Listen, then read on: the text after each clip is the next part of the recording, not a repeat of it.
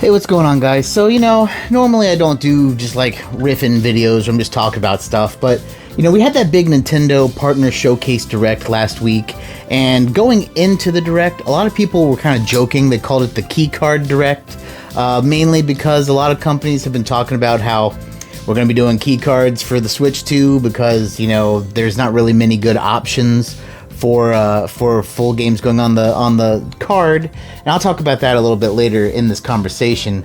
But it sucks because that ended up really being the case. So let's just talk a little bit about key cards. I want to talk about what I think about them and kind of like what the situation is if you don't know, kind of to catch you up. But yeah, let's just kind of jump into this thing. So, from what we've been told, and this is like me with like very minimal research. This is just like kind of what I've heard through other videos, other content creators, and kind of the deal is when it comes to the Switch, right? There's different size game cards. Basically the game cartridges, and they could be like small and all the way up to big. And they're in like the regular sizes: 32, 64, 128, 256 gigs. And when it comes to Switch 2, a lot of people, a lot of companies kept, this started when the game's releasing, had a little note on the box that said Game Key Card. Basically, it's like a digital download, but you have to plug in the cartridge, and, it's kind of like a half measure. I'll personally say my personal opinion is I don't like them. I think they're stupid. I think it's terrible. I think it sucks. On the other side of the coin, playing a little bit of devil's advocate, I would rather have that than a code in a box. I think a code in a box is absolutely stupid. I mean, if I'm going to open up a case and there's just a piece of paper with a code on it, I mean, the only reason I would ever do that, like if there wasn't a physical copy of the game elsewise, so I have to buy it digitally no matter what. It's a game that I just really have to have, you know what I mean? Like if it's a game that's not coming out physically, like typically I'm not even gonna buy it. But I mean, like, let's say it's a game I have to have. Like, for the sake of this conversation, Mega Man Legends 3 comes out and there's only gonna be a code in a box or a key card. The only, or let's say there is no key card, just a code in a box. The only reason I would buy the code in the box is essentially if it was cheaper than just buying it from the store, which can happen. I mean, there's been times where you go, let's take a game that's like always a code in a box, Just Dance. Just Dance, that game goes on sale right away, right? I mean, it's any franchise that's serialized, your NCAAs, your NBA games, they all go on sale quite quick. So, that game might stay $60 on the eShop. You could buy the code in a box for $40 later on. I guess in that scenario, if I loved Just Dance, or in my example, Mega Man Legends 3, then yeah, I guess I would buy the code in a box. But really, it would take like a weird circumstance like that for me to ever buy a code in a box. And I feel the same way about the game key cards. It's just a step better, I guess. You still have to download it. That sucks. I mean, at least you, I guess in theory, could resell it or trade it, in the future. And this is coming from me who has, and I've done a video on it, I have a game keycard game. I have Bravely Default. I mean, you can kind of see a little bit of the poster back there. I have the original posters for Bravely Default, Bravely Second. That's what that is. Bravely Default's one of like my favorite games, and it was game keycard only, and that sucked. But I love that game so much that I bit the bullet and bought the game keycard version, and I hate that. So now we're back to the why. The reason that we keep being told is with the Switch 2, apparently there's like very few options. It's like there's like a 64 gig card, or you could get a bigger one. And so nobody being third-party publishers, wants to buy the base size, the 64 gig memory card to put games on, especially, a game like Bravely Default's a good example. It's only like, 20 something gigs, maybe. I don't even remember. It's not much. It's like very low. Maybe it's like 8 gigs. It's like nothing. So like they don't want to have a 64 gig card for an 8 gig game. I do understand that.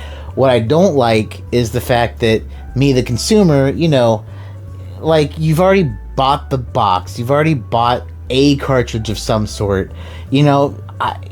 Just fucking go all the way, man. Like don't stop don't get this far and then stop.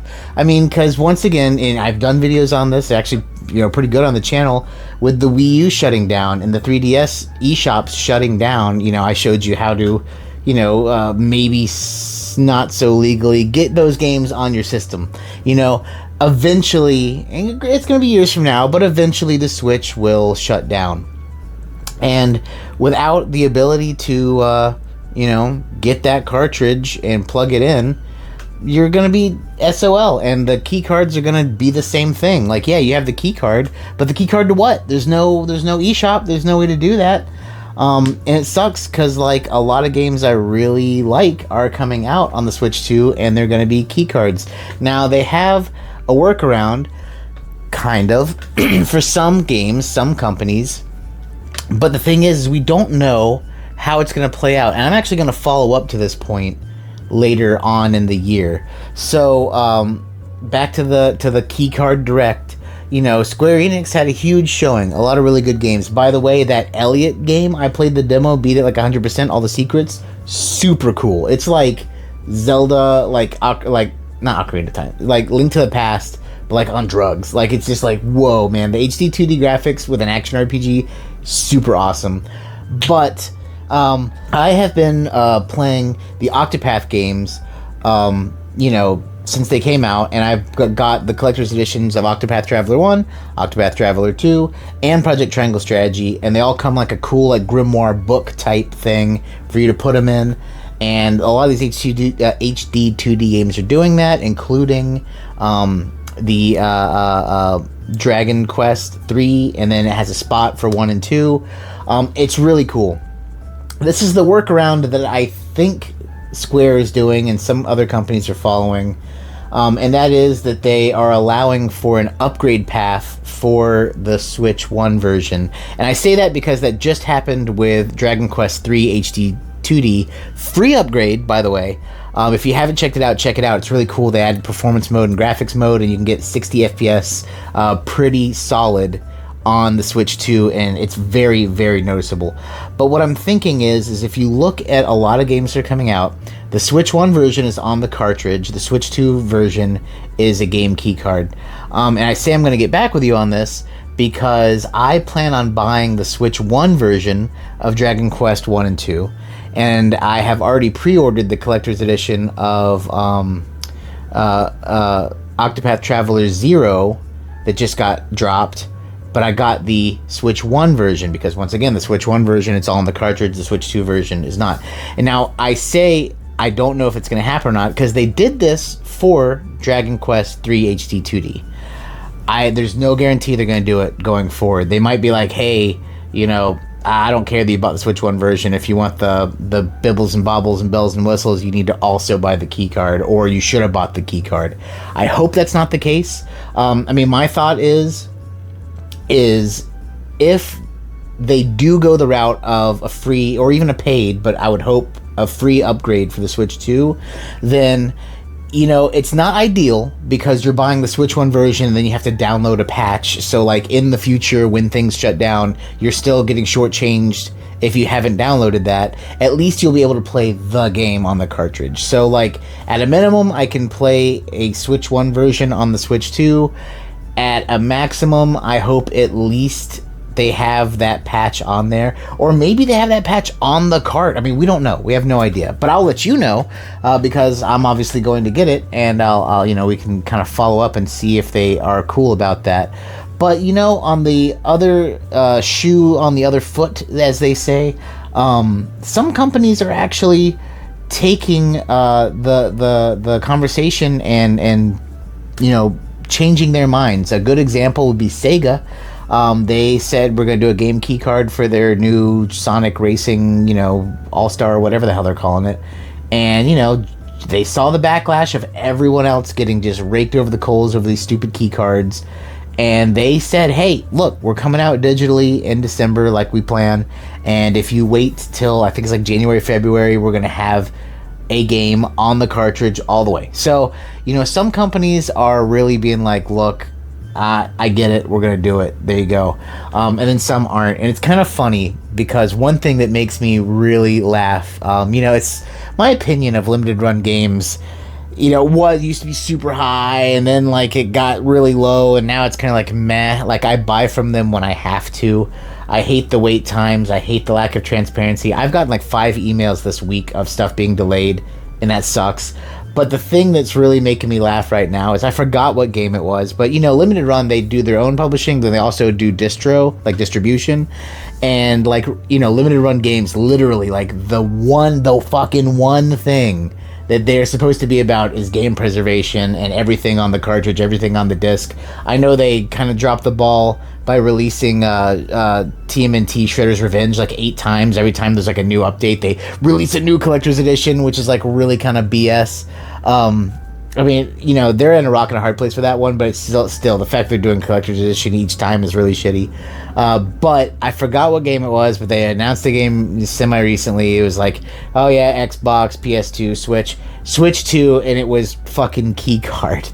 And I'm like, man, like, you guys should have just not even had it. You know what I mean? Like, if that's the one thing that you should have just, like, I'm not going to even put this out. Like, if I was Limited Run Games, and even if it's just distribution, and a company said, yeah, here's every version of the game, the Switch 2 one's going to be a key card, I'd be like, that's fine, and we're just not going to sell that one, because it literally goes against everything we stand for. But they're not. So, yeah, and who knows why they thought that optically that made sense. But anyway, that's my views on the keycard situation. I don't know how you guys feel about them. I know a lot of people who really don't care at all. I know a lot of people who buy digital games and they just, that's not their thing. But I mean, you've seen, if you've seen my channel for any amount of time, that's what I'm about, man. Physical games, collecting games on the disc, on the cartridge, for the most part at least. So let me know how you guys feel about them down below.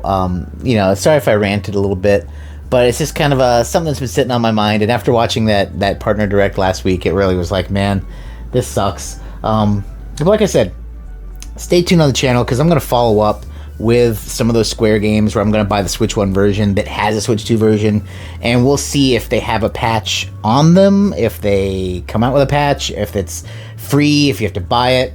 But we'll go from there.